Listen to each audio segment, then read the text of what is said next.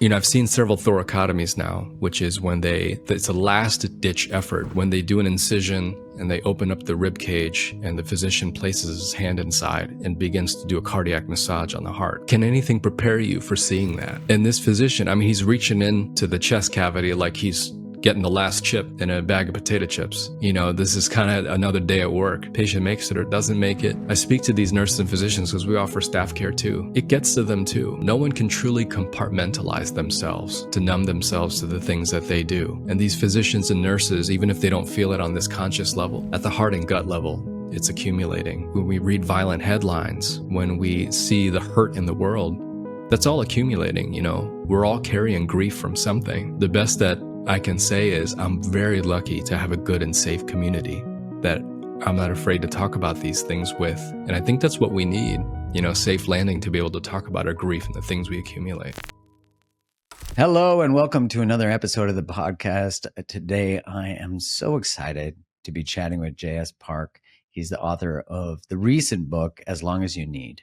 And J.S., June, I'm so pumped that I get to have this conversation with you. I know that's paradoxical. It's like I'm so excited to talk about grief, but I am. I think I've learned through my own experience and through learning from people like you that grief is actually a really magical place. It can be, not to minimize it, of course. So thanks for coming on the podcast and sharing your work. Yeah, Mark, thank you for having me. And I got to say up front, I know that we rescheduled. You were so kind and caring to look out for my mental health. I had a thing going on that week. So I appreciate your graciousness, stretching yourself and inviting me into your space. So I'm thankful for you and I'm glad to be here. Well, of course. And, I think what's interesting about your experience of why you needed to reschedule is just like how much you're in the humanness of it, that you're not like often I'll say a pope on a pulpit, expressing that, but you're actually like in the weeds with people. Yeah. My job isn't just a job. And I'm not able to leave work at work. And, the distance that is sometimes required for certain roles and functions and jobs that we have, I'm asked to close the distance completely. That's what my role requires of me. So when you say in the humanness of it, that's absolutely right. There is no arm's length that I can keep in the role that I'm in. And so, yeah, mental health and all of it all affects me. I remember all of my patients and it all accumulates and some weeks it can be too much. There are times when you ever have that thing where you cancel something or somebody cancels on you and you're just like, oh, thank God. Yeah, totally. Yeah. I get that feeling a lot. I bet. And for context, for those of you listening or watching, JS works at a hospital. Like, isn't it the number one trauma? Yeah, it's a level 1 trauma center. I think it's 1,000+ beds. Wow. Yeah. And we get traumas around the clock. I think we're like the number 1 hospital in Tampa Bay and maybe number 4 in the state of Florida.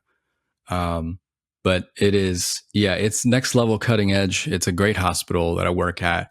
And also, as you can imagine, we get some of the hardest cases. So yeah, it's constant nonstop. Working there is like being inside of a small city. It's a microcosm of the world, really. And because I'm always curious from the perspective of a chaplain, how does that integrate into the care for trauma and for loss? And like, what is the role and when does it start? Yeah, that's a great question, Mark. I'm very thankful at our hospital, the one I work at. We're very deeply integrated into the care team. The nurses and physicians, they know exactly when to call for us and send us a consult. Yeah, so we attend every single death, every single code blue, every trauma that comes in the emergency department. Yeah, and we help with end-of-life care, advanced care planning. And then if a patient needs spiritual support, emotional support, somebody just to listen, we're there for all of those. Crisis assistance, somebody who needs prayer, somebody who needs a Bible, somebody who needs a chat for 45 minutes. We're there for all of those things.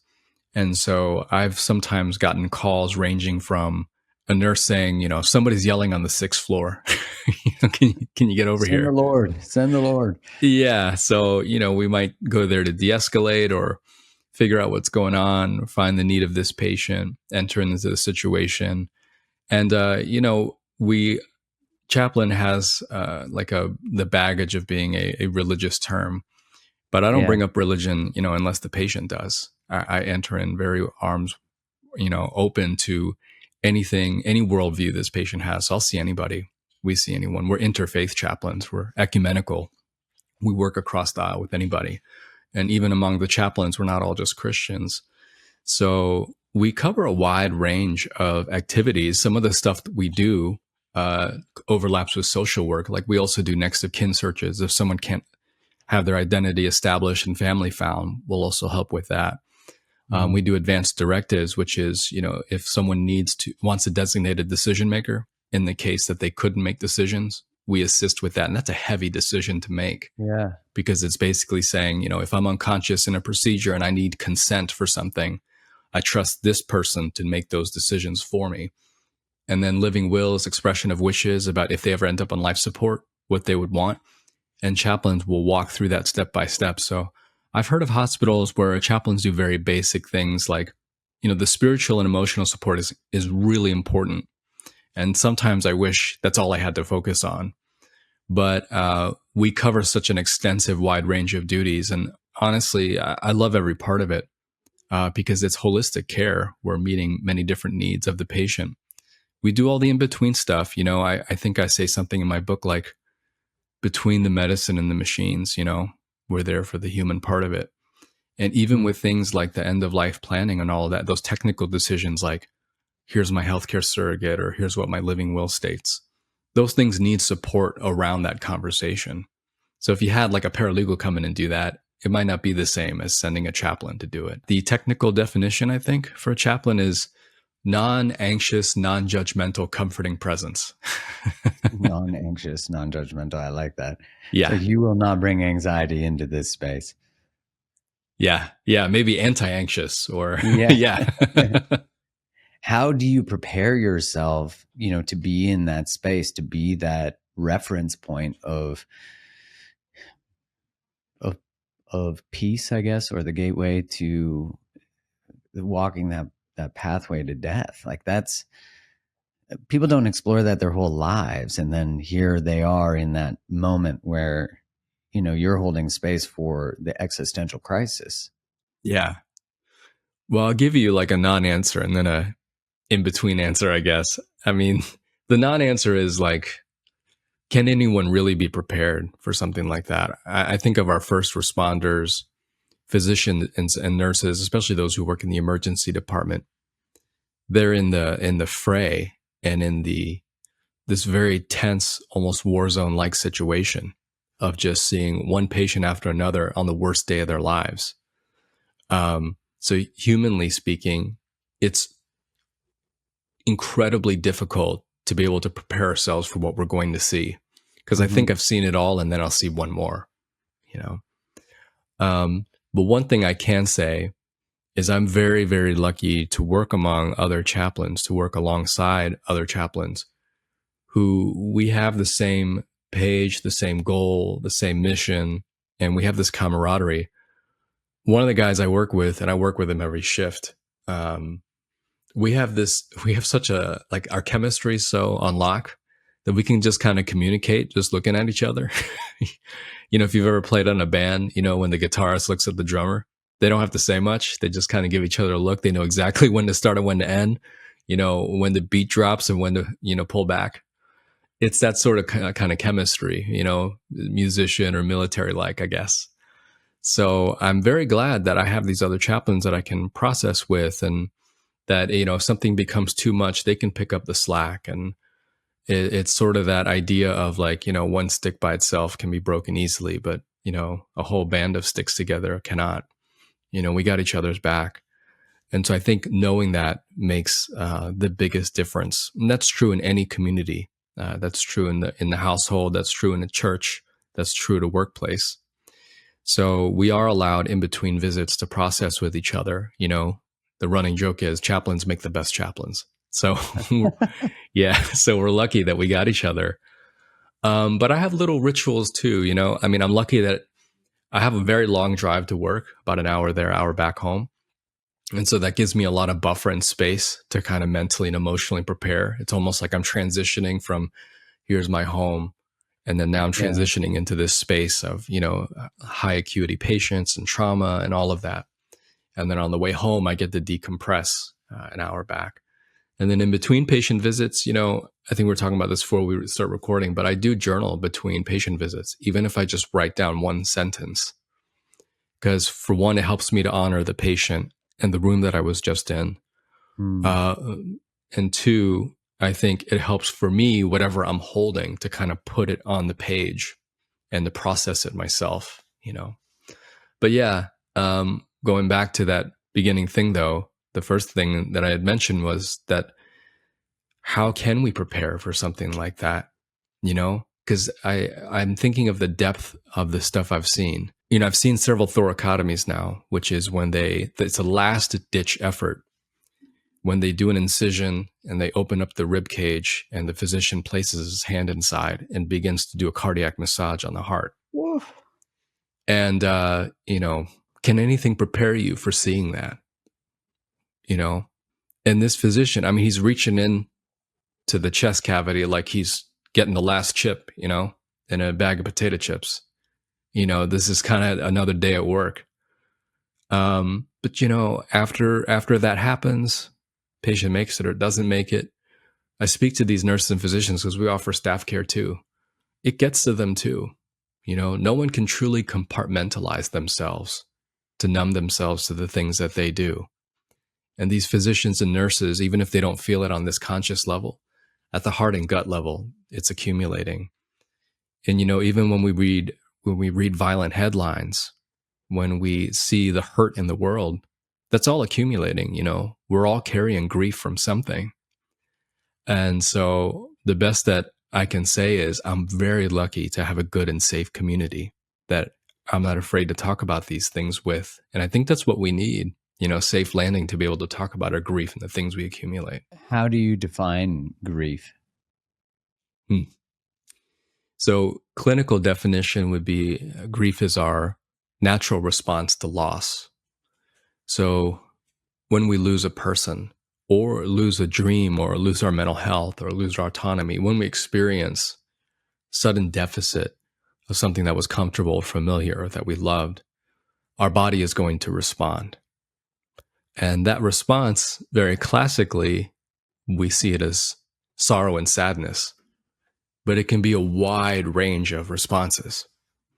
And so what emerges from loss can be weeping, but it can also be extreme rage. It can be numbness and shutting down. It can be fatigue. I've seen laughing and singing and dancing and clapping and rolling on the floor. So grief, you could say, is this natural and even automatic response to loss.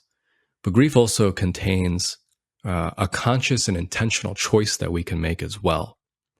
And I think that's something that not as many of us are familiar with or have learned to have grief literacy and to understand grief as a language that we can speak and become fluent in.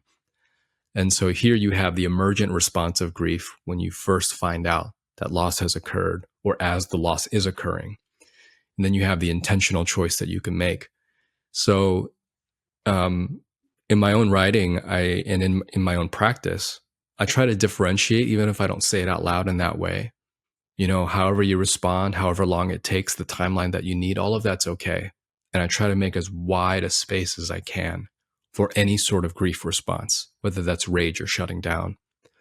But then you have on this side also the validating and the ritualizing and commemorating and the honoring of that grief. And in that, people can make intentional and conscious choices of honoring those losses. And that is a kind of grieving as well. You can say grieving ing, like using that as an ongoing practice. And so chaplains, we often sit in that first space, the grief that emerges. Then the intentional conscious grief is something that we can transition to or move towards or offer as almost like a takeaway or something practical and tangible. So to answer your question, Mark, I think grief is our response to loss, whether that's something that emerges or that's something that we can choose to do, and we need both. How has your experience pre being a chaplain compared, like, how has it changed as a chaplain Oh versus man. like a guy, in the world? Yeah. So it's probably, a common story that I have in that, you know, we've been taught, maybe even indoctrinated, to believe that grief is something harmful and something we need to get past, get over, and just Yeah. move through, let it go, and move forward and all of that.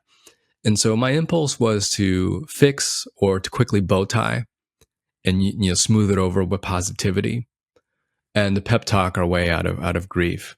And so I think before I got to the hospital, almost 9 years ago now, I had an idea that, the grief that I would see, it would be sad. Sure, it would be solemn and very somber, but I could help transition people to reintegrate back into positivity or livelihood or to get back Yeah. to function.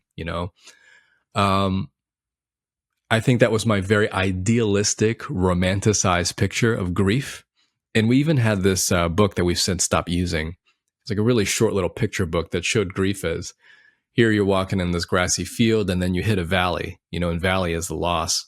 And you climb back up to the summit where there's flowers on top. And it was this very linear picture of what grief looks like. And I think most of us have that sort of picture of what grief looks like in our heads. And that's what I, as a kind of young idealistic chaplain, that's how I first started until I realized that grief is nonlinear. And it is, I've learned, I think it might be finance or it might be, there's some sort of principle, maybe physics, where, you have your normal landscape. It's the predictable landscape and it can have twists and turns, but it's pretty predictable. And then you have your changing landscape, which is like very rough terrain. And then you have your dynamic landscape, which is every step you take, everything changes. And so the dynamic landscape is completely unpredictable and chaotic and doesn't necessarily follow any sort of linear or correlational principle. And that's often how grief is. There's no consistency. And so I learned very quickly, I came in with these big ideas about I'm going to help and heal people. But grief is one of those things that very often remains in the unresolved and the unfixable because the loss itself is very often unreturnable and irretrievable. A chasm opens up in the ground and you lose the people or the dreams or the things that you love and you can't get them back. And it's like this great curtain folds over it and the stitch is airtight. And you can't get that back from the void where it goes. And what I've learned is that's not a thing that can be fixed with a magical combination of words. Mm. But as a chaplain, what I can do is sit alongside and sit in the hurt and recognize that our response of anger, our response of sorrow, deep anguish and agony, all of that is okay. It's even right. And I can't fix it, but I can sit alongside of it. And we don't move forward or get over it or get past it, but we carry that grief with us and we learn in some way to manage what life looks like with this huge hole in the middle of it. And so I would say, I came in with wide eyes thinking I could fix or solve or heal. But just like every patient who enters the hospital from the front, I left through the side, you know? And I realize now grief isn't linear. It isn't just, front door, back door. It's front door and then all through the halls and up and down and all around through the side. So I would say there's a hardness in that, but there's also kind of a blessing in that where letting go of those expectations, helping to really be present with people. That seems to run counterculture to the idea of letting go, doesn't it? Yeah. And you know what, Mark, I think letting go makes sense as an idea in the short Yeah. term because grief is so painful. I completely empathize with people who say, we need to let go, keep the past in the past, don't go negative. Because I used to get enraged when like a pastor or, a family member would come in and they'd start saying things like, you got to be strong, don't cry, this is God's will, everything happens for a reason. And, all of that stuff, you can learn something Bumper from this. And stickers. don't ask for a lighter load, get a stronger spine and all this stuff, Oh my God. very Yeah. sugary, like one-liners. I used to get enraged at that. And part of me still gets really, really mad at that. But what I understand is that loss is so terrifying that people need branches on the way down to grasp. And so sometimes the only things that they were taught were these one-liners or this kind of theological scaffolding that's not going to hold up in the deepest pit, but it's all they got. And when we see someone hurting, that impulse to want to fix is a compassionate impulse. It's positive intent. And so I've over the years gained more empathy for people who say those kind of things, recognizing that they may not have the capacity or the tool set to embrace the loss and look it in the face as it is. I mean, when mortality creeps through the window and we're faced with the abyss, it induces panic. It induces terror. I mean, just to think that you go or I go, I got to watch you go or you got to watch me go. That's a bad deal. I mean, that's awful. When I look at my spouse, I mean, my greatest fear, the nightmares that I have are to find my spouse dead. And, since starting this job, I have dreams about my patients all the time, but I'll sometimes wake up 3 or 4 in the morning in a sweat and in a panic and lean over and check if my wife is breathing, because that's just my fear. And one day that fear will be realized, whether she sees me go first or I see her go first. And, knowing that, I hold a lot of compassion for people who use these statements to almost whistle past the graveyard. And I empathize with that. So it makes sense to me why the philosophy of letting go came to be, because we're scared, because we're afraid. But what I've come to learn is that when people feel lost, here's this pain. And then there's an additional burden that we end up placing on each other when we say, let go, get past it, move beyond it. That's a second pain that we put on, a pressure for people. That's interesting. Yeah. That's a suffering that we create. That's exactly right. As if grief is like a walk that can be like a marathon that can be finished, or a problem that can be solved. Like you're just not done yet. Yeah. The end goal is you're going to be over it and you're going to wake up one morning and you won't even feel it at all. That's an additional pressure that we put on people. I think it's something I read, Barbara Ehrenreich, she wrote a book called Bright-Sided. And she talked about the thing that was almost as bad as her cancer was people telling her how her cancer was a gift or it's something that she could fight, or just stay positive and you'll be okay. It was this additional pain that was placed on her. And it's something culturally that we burden ourselves with, thinking that it's going to help, and it may in the short term. But in the long term, it's denial and avoidance. And, every study has shown and human nature has shown, if you suppress something, it only makes it worse. Yeah. Yeah. Yeah. It gets buried, rerouted, and becomes stronger, and not always in the ways that we want it to be. It might manifest in experiences of illness ourselves or experiences of reactivity and destruction and addiction. And, it's like, the one thing I learned about navigating grief sober was that it demands to be felt. Like it's not an optional, like I'm just going to exit stage left here.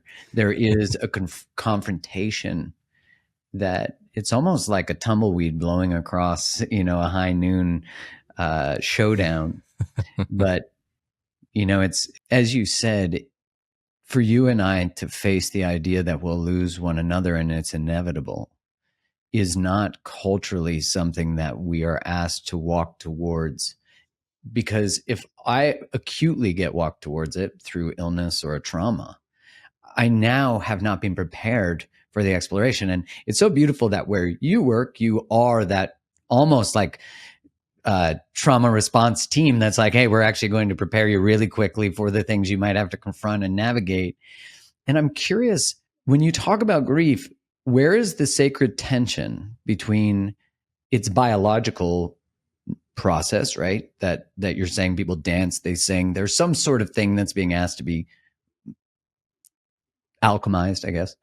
Mm-hmm, mm-hmm. And what is a spiritual aspect of it, or a divinity to it? Is there a divinity to it? Yeah. What a great question, Mark. I am very careful about when I'm with my patients to name the spiritual unless that they want to. Mm-hmm. And when we start to spiritualize anything, that can come with a lot of strings attached, because there is so much theology that is imparted that is unsafe and unhealthy. And so I try to be careful with correlational things. So for an example, if I just pray hard enough, my loved one will make it through this code blue, the resuscitation will work. What if it doesn't? If I'm a good person, if I read the Bible enough or things like that. So spiritualizing certainly has its downside in that we can start to attach value judgments, correlation, the idea that God is answering prayer, but then if God doesn't, what does that mean for us? The idea that at the center of the universe, there is a benevolent good that must answer, but if they don't, does that mean that the universe is callous and cruel or neglectful and abusive? But to answer that question, and I hope I'm answering the question, Mark. That was beautiful. I love the string of thought. Yeah. There are times when I can say it two ways. There are times when a patient or their family does something that they don't name it as spiritual, but I see it absolutely as something spiritual and beautiful. So I'll see in a room where someone has just died, and I may ask the family, they may ask me to do some sort of prayer of blessing, or they may ask me to offer comfort or counsel, or what are the next steps. And I'll often ask the question, may I ask, what was this person like? And one by one, they'll start sharing stories. It may start with just adjectives turn to verbs, and they just start sharing stories. And I'll see around this body laughter bursting out from family because of the stories being shared. And Mark, that is a spiritual experience. They're not naming God. They're not talking about, anything theological. But the community and the communion that they're sharing, not just the breaking of bread, but the breaking of stories. I mean, that is a beautiful spiritual thing. And then there are other people who they want the spiritual because it gives them a hope to be able to manage and hold this situation, to hold this terrible loss. So I'll give you an example. I have baptized a lot of infants who have died. That's a heavy thing to even say out loud. These babies who are, 2-3 pounds. And the families that ask for some kind of blessing or baptism, a lot of them are not religious. They just want any kind of ritual to be able to honor their child who has died and to get them through this terrible loss. And so, I'll ask permission every step of the way. Would you like me to read a section of scripture? Would you like me to do a prayer? Was your tradition in your family Catholic? I can do something in that, with a Catholic prayer, a Catholic ritual, or maybe Buddhist, or maybe, I'll customize it to what this family wants. In this family that's not religious, they still want something to hold on to that they feel is bigger than their understanding, to make sense of it all, to kind of give it up to this greater divinity, to say, we don't understand, but we need to feel that that the universe still loves us, or that God is somehow still in the room, that there's or that this, or that this baby's soul is safe, we need to feel that this wasn't for nothing.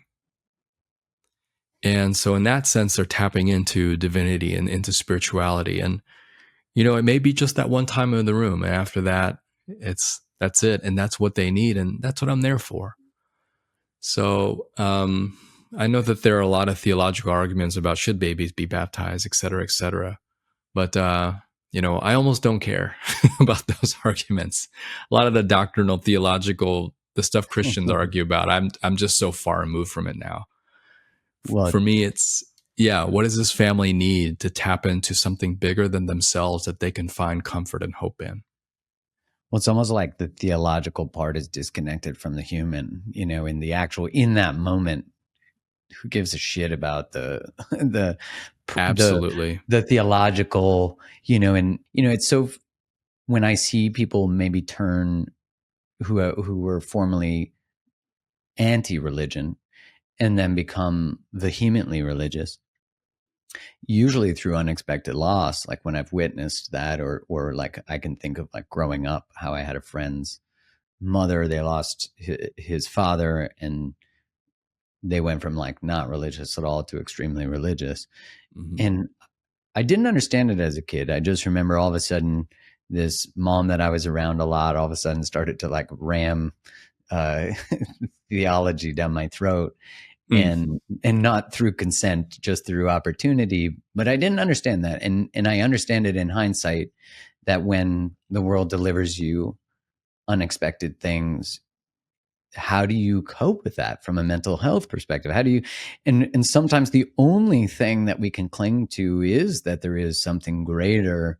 And I often think, I mean, I got shivers as you were telling the stories, because I don't know why I got them, but the sense I got was that it's like we can either believe that all of this is just, we're a bunch of biological beings on a planet and we're no different than an amoeba, and there's nothing spiritual about this and it's just science. And I can understand, as you were saying, the failure of theology. And I want to dive a little deeper into that when you're in suffering, the idea that the construct of maybe the religious framework you have no longer makes sense. But that's true also of the scientific framework. When it's easy to just disconnect and say we're biological beings who live and then we die and we suffer from different ailments, and here's the pathology of these things.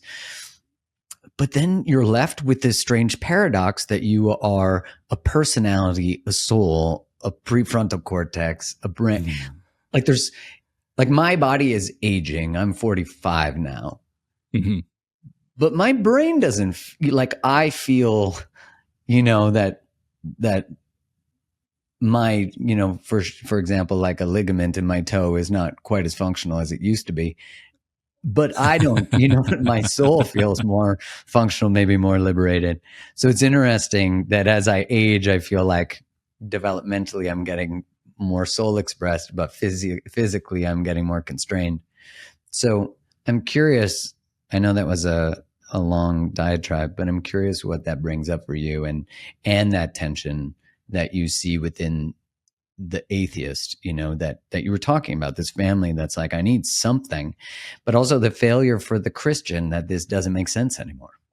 Yeah, I grew up atheist and I became, I guess, a Christian late in life.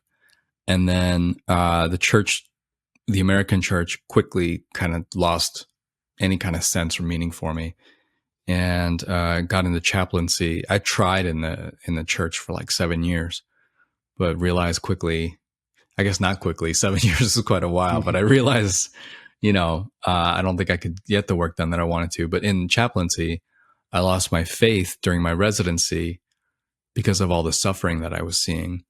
And I wrote about that in my book in chapter 2. Yeah. If there are any 2 chapters for anyone who wants to read, chapter 2, the loss of faith, and chapter 8, the loss of loved one, I would recommend at least those 2, if I may indulge myself in doing that. But you may. Yeah, because it is one of those things where, for one, what it brings up for me is when people lose their faith due to things they experience in the church or religious trauma, spiritual abuse. I mean, all of that 100% makes sense to me. And I had those kind of hurts too. And if someone loses their faith over seeing the amount of suffering that they've seen, or if they have suffered in their own life, that also 100% makes sense to me as well. And then you also mentioned people who, they went from completely not religious to extremely religious, maybe because of a traumatic event that they faced.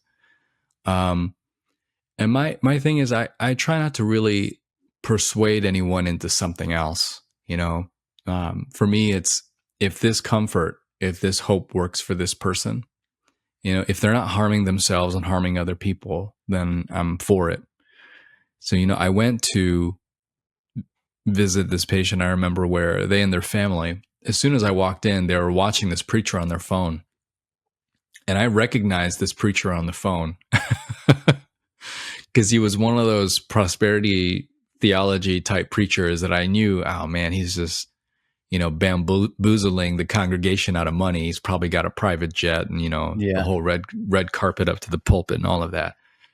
And they were watching this preacher on their phone, and they were laughing together and even high-fiving each other, and they were really into it. The patient that I went to see, he had a terminal illness.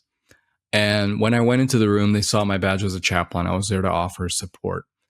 And they kind of looked at me and they said, we got a theological question for you, which doesn't always happen, actually. And I'm usually there to listen, but sometimes when someone directly asks me for advice, or they want a real answer, I'm like, oh man, because they want my actual opinion. And I almost want to like do the therapist thing and bring it back to them, be like, well, how do you feel about that? Yeah. But they, or the therapist answer when you don't want to judge someone, the therapist, after hearing a crazy story, they'll say, oh, that's interesting. That's the neutral response that therapists are taught. So I they ask me, hey, we got a theological question. What do you think about this preacher? We're told that he's this false preacher and he's just wants people's money and he's like the prosperity, whatever. And what I wanted to tell them was, yeah, this guy, et cetera, all of that is true. But this family was so happy watching this preacher that I couldn't bring myself. I couldn't stomach the idea of just kind of bursting their bubble. And I basically said, hey, if it works for you, it works for you. I think that's great, And then I ended up watching this preacher with them for like the next 20 minutes, kind of hanging out with them a little bit. And you know what? It was a good sermon. It was kind of fluffy, but very inspirational. So I kind of want to make room for all of it. And I'm not saying all of it is okay. Yeah. But, I've seen how when you talked about like, here's this side of how maybe science doesn't accommodate. And then here is, it's easy to see why people may cling to religion. I think I'm with my atheist friends. I 100% want to understand and be there. I mean, I was there, and for religion, there are still parts of it that I am very wary about and cautious about and skeptical about, but also want to completely understand like how it works for them. And it reminds me, I just pulled up this, have you heard of a book called When Breath Becomes Air? No. It's written by the late Dr. Paul Kalanithi. He was a neurosurgeon resident, and he died of cancer. And he sort of speed wrote this book about his residency experience. And very scientific, very, very emotional, really well done book. But he, at the end, sort of comes out and says why he chose Christianity as his faith. And it's quite a surprising turn. It's quite a surprising, like, at the very end, after all this kind of talk about his surgery and, how precise he did like he just came to the conclusion as he was dying that the Christian God was for him. And he wrote this, and if you don't mind, I'll read just a quick portion of it. Please. Yeah, it says, yet the paradox is that scientific methodology is a product of human hands and thus cannot reach some permanent truth. We build scientific theories to organize and manipulate the world to reduce phenomena into manageable units. Science is based on reproducibility and manufactured objectivity. As strong as that makes its ability to generate claims about matter and energy, it also makes scientific knowledge inapplicable to the existential, visceral nature of human life, which is unique and subjective and unpredictable. Science may provide the most useful way to organize empirical, reproducible data, but its power to do so is predicated on its inability to grasp the most central aspects of human life: hope, fear, love, hate, beauty, envy, honor, weakness, striving, suffering, virtue. Between these core passions and scientific theory, there will always be a gap. No system of thought can contain the fullness of human experience. The realm of metaphysics remains the province of revelation. And he goes on like that. And, if you go on the Amazon reviews, which I try to avoid, but, I was like, I got to see what they say about this. There are quite a lot of 1-star reviews about this passage.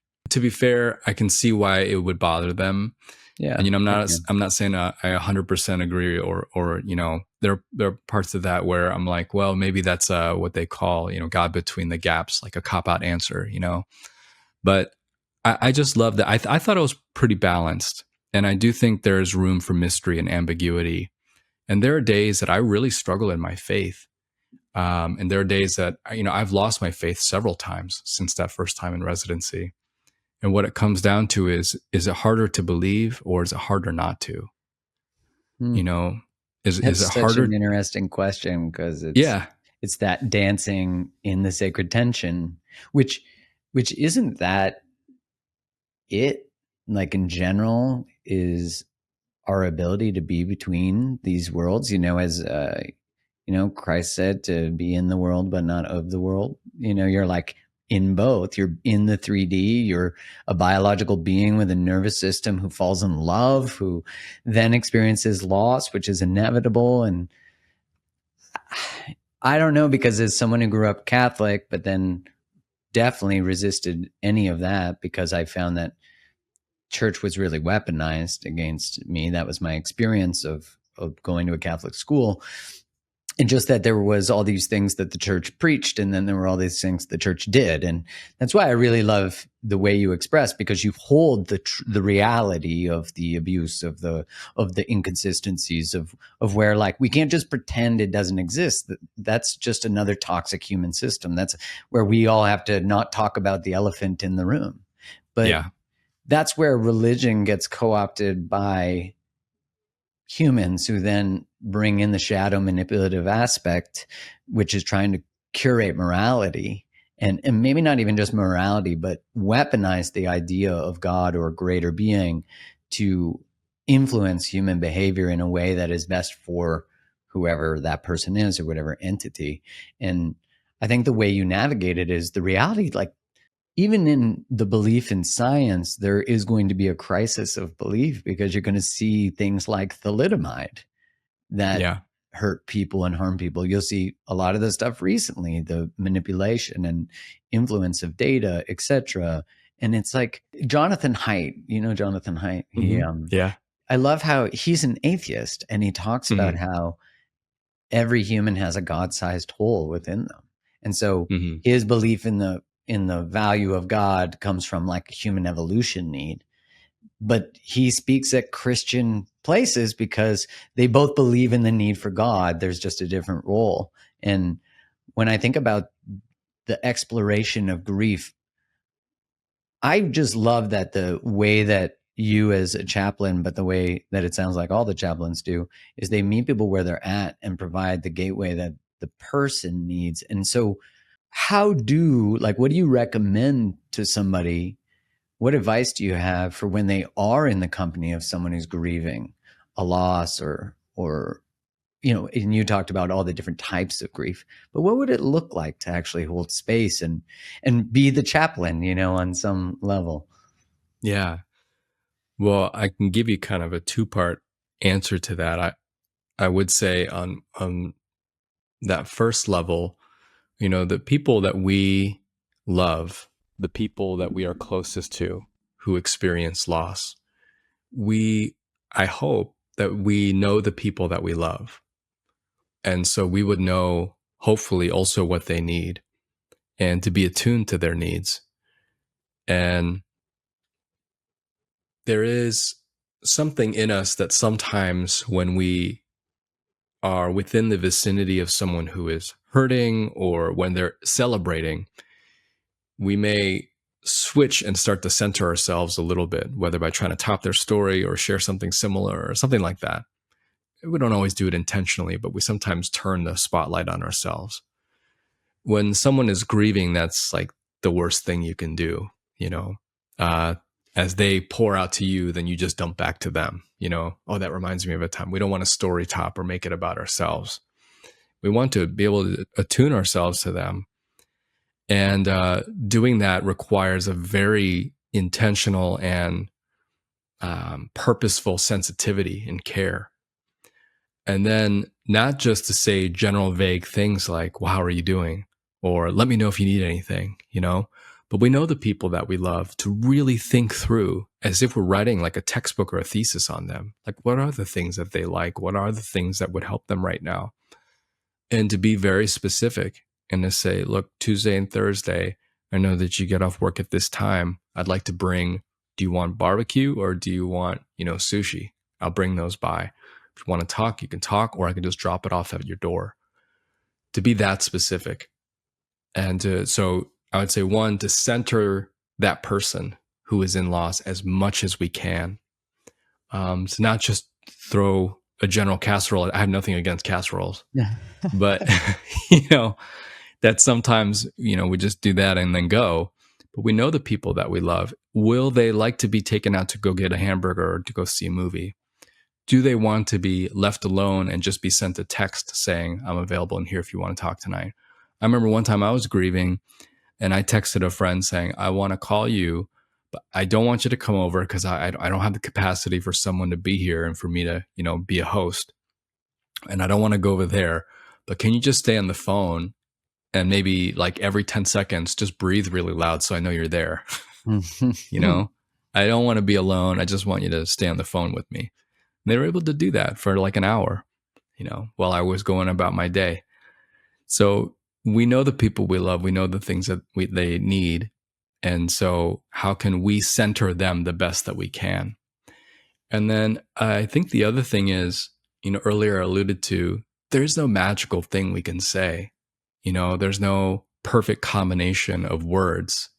I think to be there for someone is as simple and as hard as it sounds, just to be there.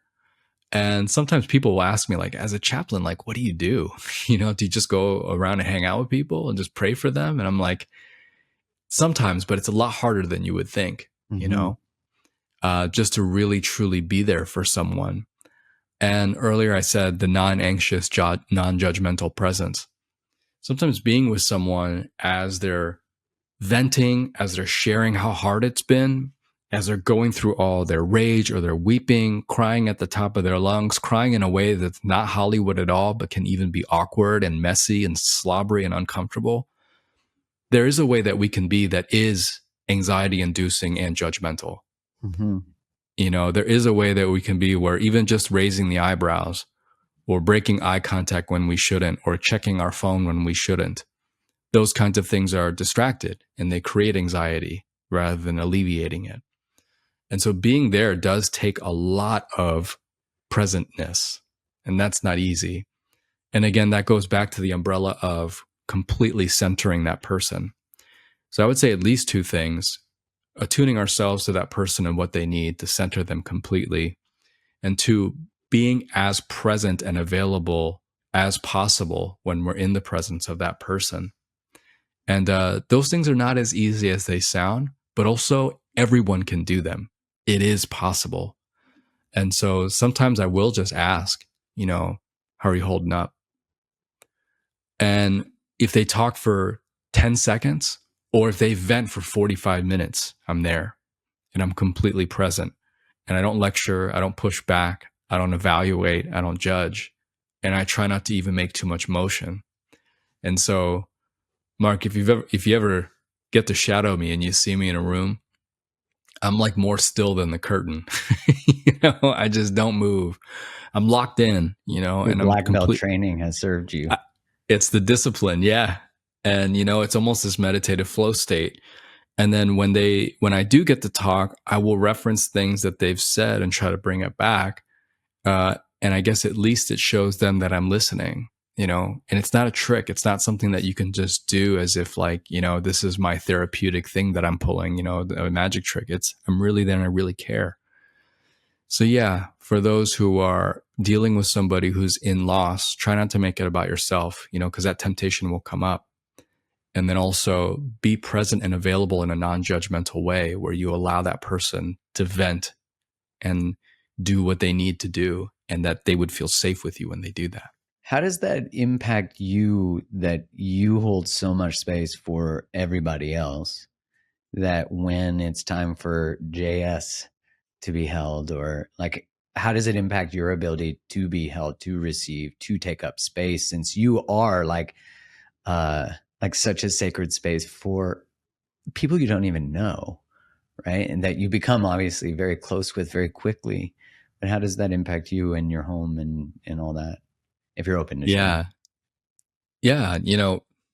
This will be the most that I talk all week, Mark, because most of my job is listening and being still and present. Yeah. But I can't leave my work at work. I do take it with me. Yeah. It does affect me a lot. My friend Chaplain Larry, and my friend and coworker, he says grief takes up so much space, and it's true. And I think I've made peace, some kind of tense peace, with the idea that this will be my role. And it's hard. It's not easy. I mean, I've had peptic ulcers now twice in the last 9 years. I've Wow. collapsed. Yeah, I've collapsed twice at work. And I could blame myself, but I know some of that had to do with just what I was experiencing. Vicarious trauma, secondhand grief, all that cumulative, taking that in, it can change the body. It literally chemically changes you. And so that's true of healthcare workers or first responders. It does change us. So I wish I had some easy answer to tell you, Mark. I mean, sometimes I do just fall apart and I let myself Mhm. weep. Even my mental health this last month has really taken a hit.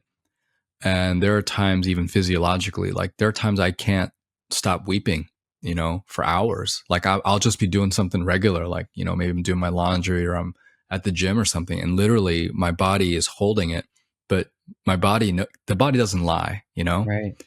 and I'm just involuntarily weeping, remembering my patients. And Wow. so, yeah, I've made this kind of almost tense truce or peace with the idea that this is not something I'll ever get used to. And I guess maybe the day that I get used to it is the day I need to quit. That's the irony of it, you know? Yeah. It's almost like Yeah, detachment means a disassociation on some level. right. Yeah, I mean, the thing that keeps me open and a chaplain is what makes me human. And what makes me human is what makes me a chaplain, I Yeah. have a thin skin and I own that. So, yeah, it's tough. But I had mentioned earlier about having good and safe community, about being able to process with chaplains. I do see a therapist, and my therapist is awesome, and I couldn't do that, do the work without her. And so we all need these kind of. It's not just self care. I think when we talk about self care, it's almost like I'm going to recharge and then get back to the real life. Like me being with my kids, me seeing a therapist, me processing with fellow chaplains, me having a lunchtime with friends, which I schedule every month, me doing an interview like this. This is not just self care. This is not just like, oh, here's this thing that I'm going to do, recharge, and then go back to work. This is all a part of life. It's all together. Me being with my kids is not my self care. That's me living my life.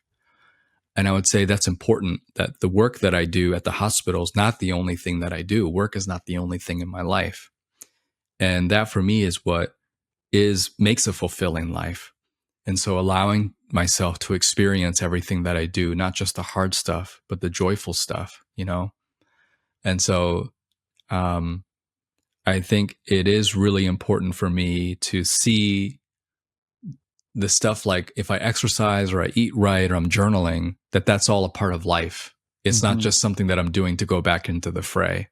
Mm. And that kind of recontextualizing, at least for me, helps me to see it as this kind of larger picture, and keeps me from, I think, taking in the trauma in a way that would be overwhelming or too painful. It's almost like to be a chaplain or a death doula or someone who is in that space. It requires like also spending once a month in a room with puppies, like Yeah. the miracle of life, which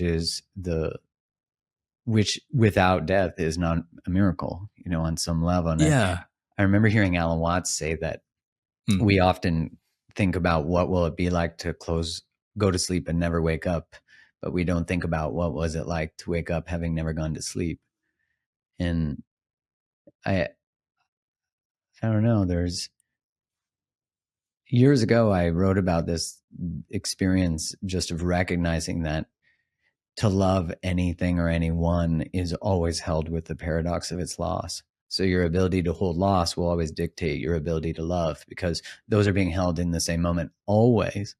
And when I was referencing earlier, navigating grief from a sober perspective, I was then invited to explore all the grief I'd not explored, all the times I'd used beer or something to not feel, or like relationship or sex or intimacy or, and I think now, and where my question is from this is, do you think that the world today is better at grief or worse, given technological advances and all these types of things? Because you see the preparation in the rooms you're in. Yeah. So when you say better or worse, I would say yes. You know, Great. I like because of technological advancement. You know how it is with any kind of gift or anything cultural that we're given that pushes us forward. There's, blessings and curses in it, right? Yeah. And so I'm looking up right now something for you that I saw kind of recently. Yeah. And it's a thing called Christian grief coaching. And it's this kind of new trend that has taken off. And it says, the tagline is, and by the way, if anyone has gotten something out of Christian grief coaching, I don't want to dunk on you. I'm glad that it's helped, but I just have to read this. Grief stops, joy starts. Reduce suffering 5 to 8 years, often down to months. Control your emotions, they're deceitful. Build a personal firewall to protect your thought life. Overcome grief more quickly than with a therapist. Wow. Put grief down and learn to live again. So are we getting better at grief? I think with more stuff out there, yes. More stuff out there, no. you Right. know? Right. Well, depending what the algorithm delivers us, I suppose. I Yeah, hope it delivers J.S. Park. Oh, well, and I'm not perfect at either. I'm still learning, and my hands are still open. I think, I'm glad that the message, is that you're saying that. In my opinion. Well, I hope that I would never devise a program that says reduce your suffering down to months. Truly live, put your grief away and truly live, as opposed to the grief is the living, the walking with it is. Yeah. Here's a firewall to protect your thoughts. Even using a computer reference to protect your thoughts. Yeah. As if grief is like a virus or something, right? Grief literacy, I think, is getting better. I think one of the reasons why I feel like I was surprised that my platform got numbers the way that it did. I don't think I'm some huge platform, but there were people, leaving lots of comments and engaging with it. I had high engagement and still do with quite a few posts. And I think it's because people are feeling more willing to have the conversation about mortality, about loss, about what hurts, about trauma. And that shows me that even if we don't have all the tools or the equipment, even if all the mental and emotional furniture is not in place, people are willing to have the conversation. They want to enter the room. Mm-hmm. And I'm seeing that willingness to learn the language, to be fluent in it.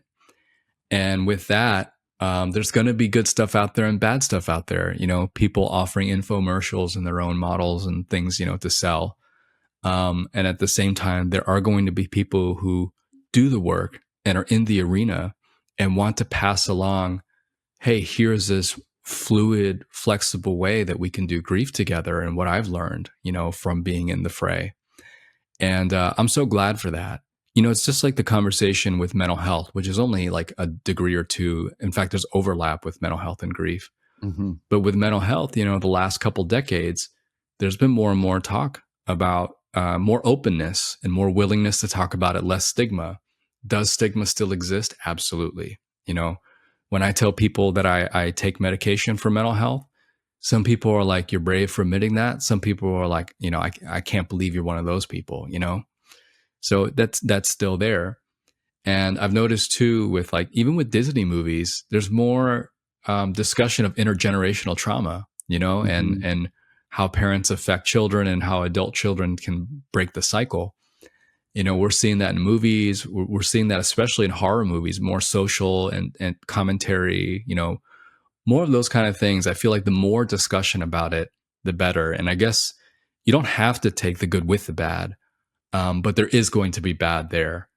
And so I'm kind of welcoming right now this almost fire hose or buckshot of the grief discussion, because there is a door I feel like that's been open in the last 5 to 10 years where grief is being more openly talked about.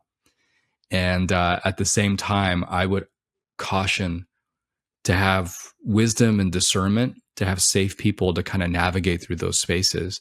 Because if you run across a site that says, grief stops, joy starts, suffering down to months, that to me, maybe it's helped somebody, but that to me is dangerous, and there shouldn't be guarantees like that in there.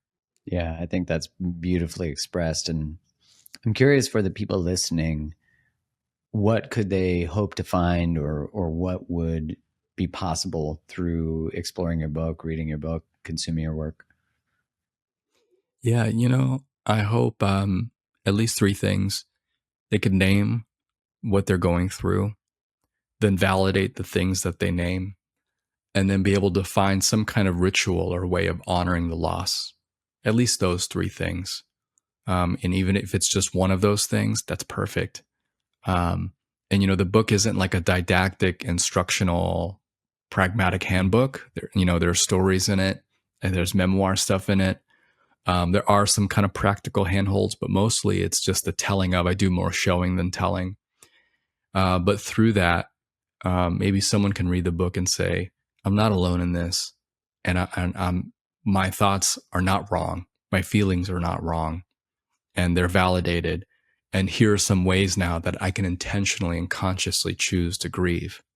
And so, if those would be the takeaways, I think that's something as a chaplain that I've tried to facilitate and help my patients and their families do, and our staff do as well. And so if the reader can do even half of one of those things, then I will have considered that a success, at least for what I've wrote. Incredible. And I mean, the way that you write, also the way that you speak, but the way that you write is so relatable, and through the story and narrative that people are learning these, seeing their own stories within the stories, and also how to walk through it. It's such a gift. And, we were talking, I was asking previously, like, are we better or worse? And you said, yes.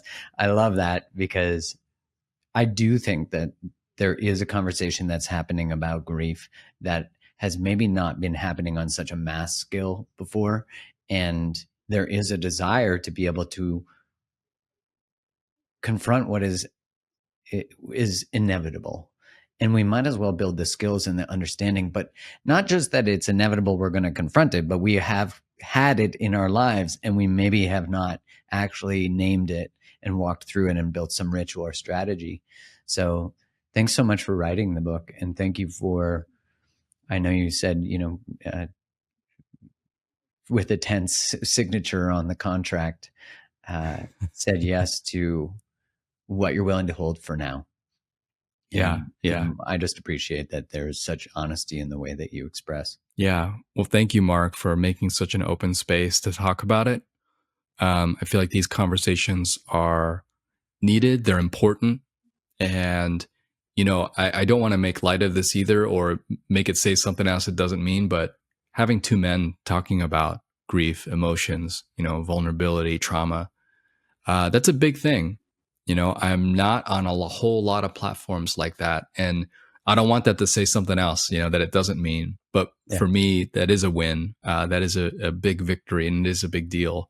So I say that to commend you and applaud you in opening the space for that and being, willing to discuss it. Man, thank you so much. And thanks for sharing this space. And for people listening, where can they find more of you? We definitely want to get that out. I'm JS Park on all the things, Instagram, Facebook, Twitter. Instagram is where I engage the most, and I do check most of my messages and respond. So I am happy to engage there. And the book is at aslongasyouneedbook.com. We only scratched the very, very, very surface of what is within the book. And I look forward to all of you consuming it. Thanks so much. Yeah. Thank you, Mark, and all listening. Much gentleness, peace, and love. Thank you.